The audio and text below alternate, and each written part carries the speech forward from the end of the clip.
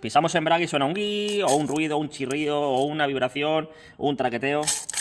Aquí tenemos uno de los motivos más comunes, que es el collarín gripado, pues roto, lleva un rodamiento, unas bolas, y empieza a romperse y provocar ese tipo de ruidos.